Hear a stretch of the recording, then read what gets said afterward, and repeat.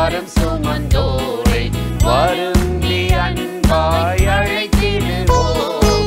வருத்தப்பட்டு பாரம் சுமந்தோரை வருந்தி அன்பாய் அழைத்திடுவோம்.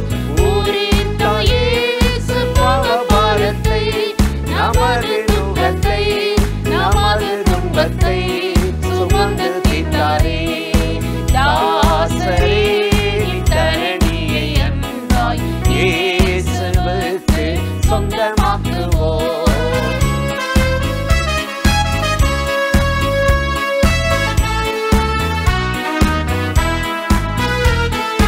பசியுற்றோர்க்கும் பிணியாளிகட்கும் பட்சமாக உதவி செய்வோம்.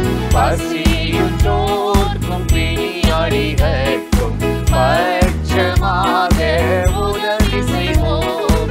உசித நன்மைகளை நிறைந்து நம்மை மறந்து இயேசு கழிந்து திரிந்தனரே.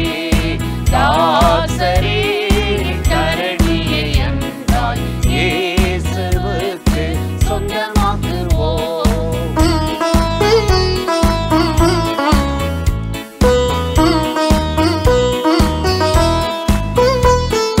நெருக்கப்பட்டு ஒடுக்கப்பட்டோரை ஈசரை நாம் உயர்த்திடுவோம். நெருக்கப்பட்டு ஒடுக்கப்பட்டோரை ஈசரை நாம் உயர்த்திடுவோம். ஒருக்க ஒன்றும் கஷ்டத்துக்குள் நிஷ்டூரத்துக்குள் படுகொலைக்குள் விழுந்தனரே. தாசரே தரணியை அன்பாய் இயேசுவுக்கு சொந்தமாக்குவோம்.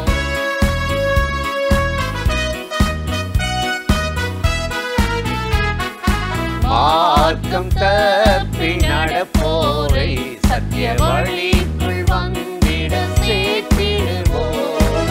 மார்க்கம் தப்பி நடப்போரை சத்திய வழிக்குள் வந்திட சேர்த்திடுவோம். ஊக்கமாய் ஜெபித்திடுவோம். நாம் உயர்த்திடுவோம். நாம் உழைத்திடுவோம். நாம் ஜெயித்திடுவோம். தாசரே தரணியை அன்பாய் இயேசுவுக்கு சொந்தமாக்குவோம். தாசரே தரணியை அன்பாய் இயேசுவுக்கு சொந்தமாக்குவோம். பிரியமானவர்களே, ஆண்டவராகிய இயேசுவின் நாமத்தினாலே இந்த காலை நேரத்தில் இயேசுவை தினம் பார்ப்போம் என்ற இந்த நிகழ்ச்சியின் மூலமாக உங்களை சந்திப்பதில் மிகுந்த மகிழ்ச்சி அடைகிறேன். கர்த்தர் நல்லவர், கிருபையும் இரக்கமும் நிறைந்தவர். இந்த நாளிலும் கட்டாயம் நம்மை ஆசீர்வதித்து நடத்துவார். இன்று கூட ஒரு வசனத்தை உங்களுக்கு ஞாபகப்படுத்தி சில காரியத்தை சொல்லி ஜெபம் பண்ணுவது நல்லது என்று நினைத்தேன். மார்க் எழுதின சுவிசேஷம் 5:34 நாம் வாசித்து பார்த்தால் ஆண்டவர் சொல்லுகிறார், ஒரு பெரும்பாடுள்ள பெண்ணை சுகமாக்கி வந்து நடுங்கிக் கொண்டே சாட்சி சொல்லும்போது ஆண்டவர் சொன்னார், மகளே உன் வேதனை நீங்கி நலமாயிரு என்று சொன்னார். எவ்வளோ ஆறுதலான வார்த்தை இல்லை? இன்னைக்கு யார் அப்படி சொல்ல முடியும்? மகனேன்னு சொல்லுவாங்களா, மகளேன்னு சொல்லுவாங்களா? உன் வேதனை நீங்கி நலமாயிரு. 12 வருஷம் உதிரப்போக்கு, இரத்தம் வடிகிறது, என்ன பாடு, மரண அவஸ்தை. எத்தனையோ மருத்துவர்கள்ட்ட போயிட்டாங்க, எவ்வளவோ மருத்துவத்துக்காக செலவழித்து பார்த்தோம். அடங்காத தீராத அந்த வியாதிக்கு யாரோ ஒருத்தர் இயேசுவை பற்றி சொன்னாங்க. அந்த அம்மா போய் ஆடையை தொட்டா ஒரு தீர்வு வந்தது, முடிவு. அப்போ தான் என்னை தொட்டது யார், வல்லமை புறப்பட்டதே என்று இயேசுட்டு கேட்டபோது இந்த அம்மா சொல்கிறாங்க, நான் தான் இப்போ விடுதலை ஆயிட்டேன். ஆண்டவர் ரொம்ப ஆச்சரியப்பட்டார். உன் வேதனை நீங்கி நலமாயிருந்தாரா. அதே தேவன் இன்றைக்கு உங்கள் வேதனையை மாற்றத்தாங்க இந்த பூமிக்கு வந்திருக்கிறாரு. உங்கள் வாழ்க்கையில் நீங்கள் வேதனைப்படுவது, கஷ்டப்படுவது, போராடுவது தேவ சித்தம் இல்லை. என்ன வேதனை, என்ன பாடு, அது எல்லாவற்றையும் மாற்ற அவரால் முடியும். சீக்கிரத்தில் முடிய பண்ணுவார். அதனால தான் பவுல் எழுதுகிறார் 2 கொரிந்தியர் 4:17 பார்த்தீங்கன்னா, அது சீக்கிரத்தில் நீங்கும் இந்த லேசான உபத்திரம், லேசான வேதனை பாடு. உங்களுக்கு வேணா அது பெருசாக இருக்கலாம். சீக்கிரத்தில் ஆண்டவர் நெடுநாள் போராட்டங்கள், வேதனைகள், ஏமாற்றங்கள், வழிகள், வியாதிக்கு ஒரு முற்றுப்புள்ளி வைக்க போகிறார். அதுக்குத்தான் நம்ம ஆண்டவரை தேடணும், கூப்பிடணும், ஜெபம் பண்ணணும்னு ஆண்டவர் சொல்கிறார். பழைய ஏற்பாட்டில் 430 வருஷம் ஜனங்கள் அடிமையாயிட்டாங்க எகிப்தியருக்கு. கத்துறாங்க, குச்சல்றாங்க. இனி அவ்வளவுதான். இனி யார் நம்மளை காப்பாற்ற முடியும்? யார் யுத்தம் பண்ணி நம்மளை தப்பு வைக்க முடியும்? அப்படிப்பட்ட மனிதர்களை கூட கர்த்தர் மோசையை எழுப்பி கொடூரமான பார்வோனுடைய கையிலிருந்து அவர்களை தப்புவித்து பாலும் தேனும் பொழிகிற தேசத்துக்கு கொண்டு போன தேவன் இன்றைக்கு உயிரோடு இருக்கிறார். உங்கள் வேதனை என்ன? எந்த காரியத்தில் உங்கள் மனம் போராடுகிறது, ஊசலாடுகிறது, தூங்க முடியாமல், இளைப்பாற முடியாமல், பலவீனப்பட்டு சோர்ந்து போய் காணப்படுகிறீங்க?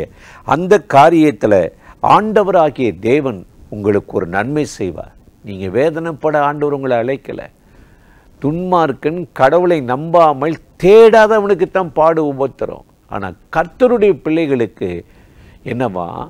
விடுதலையா. சங்கீதம் 32:10 நம்ம வாசிக்கும்போது சங்கீதக்காரன் சொல்ல, துன்மார்க்கனுக்கு அநேக வேதனை உண்டு, நீதிமானுக்கு ஒரு குறைவும் வராதான், ஒரு வேதனையும் வராதான், ஒரு வேதனை கூட்டார். நீங்கள் நீதிமானாக இருந்தால் இன்றைக்கி இந்த வேதனை முடியணும், ஒரு முற்றுப்புள்ளி வைக்கணும். அதுக்குத்தான் ஆண்டவராகிய தேவன் இந்த நாளில் நம்மளை அன்போடு அழைக்கிறார். கர்த்தருடைய ஆசீர்வாதம் ஐஸ்வரியத்தை தரும். நீதிமொழிகள் 10:22 பார்க்குறோம். அதோடு வேதனை கூட்டாரா? ஐயா, குடும்பத்தில் ஒரே வேதனை, வாழ்க்கையில் போராட்டம், தொழிலில் பிரச்சனை, வியாபாரத்தில் பிள்ளைங்க படிக்கிறதுல பிரச்சனை, என்ன வேதனை? அந்த வேதனை தீர்க்க தான் இயேசு இந்த பூமியில் இறங்கி வந்து நம்ம பட வேண்டிய எல்லா வேதனை சிலுவையில முடித்து தீர்த்து விட்டார். அவர் இன்னைக்கு உங்களை பார்த்து சொல்றாரு, என் மகனே, மகளே, உன் வேதனை நீங்கி நலமாயிரு என்று சொன்னவர் இந்த நாளில் உங்கள் வேதனை நீக்கி ஒரு நலத்தையும் சுகத்தையும் பலத்தையும் தந்து இந்த இரவு, இந்த நாளிலும், இந்த நிகழ்ச்சியில், இந்த காலையில் இணைந்திருக்கிற உங்கள் வாழ்க்கையில் கட்டாய ஒரு நன்மையை செய்து ஆசீர்வதிப்பார். அந்த தேவாதி தேவனை நோக்கி நாம் இப்பொழுது ஜெபிக்கலாமா? அன்பும் இரக்கமும் கிருபையும் நிறைந்த நல்ல ஆண்டவரே, இந்த ஆசீர்வதிக்கப்பட்ட நாளுக்காக, நேரம், கிருபைக்காக உமக்கு நன்றி. உன் வேதனை நீங்கி நலமாயிரு என்று சொன்னீரே. இந்த நாளிலும் இந்த நிகழ்ச்சியில் இணைந்து உம்மை நோக்கி கூப்பிட்டு ஜெபிக்கிற அத்தனை பேருடைய தேவையில்லாத வேதனைகளும் போராட்டங்களும் சஞ்சலங்களும் மாறட்டும். அவர்கள் நலமாய் சுகமாய் இருக்கட்டும். எல்லா வேதனைக்கு வெளி காத்துக்கொள்ளும். சமாதானத்தோடு உம்மை பின்பற்ற உதவி செய்யும். ஆசீர்வதியும். இயேசுவின் நாமத்தில் வேண்டிக் கொள்ளுகிறோம் எங்கள் உயிருள்ள நல்ல பிதாவே. ஆமேன், ஆமேன். ஆண்டவர் இந்த ஜெபத்தை கேட்டிருக்கிறார். கட்டாயம் நம்மை ஆசீர்வதித்து நடத்துவார். ஆமேன்.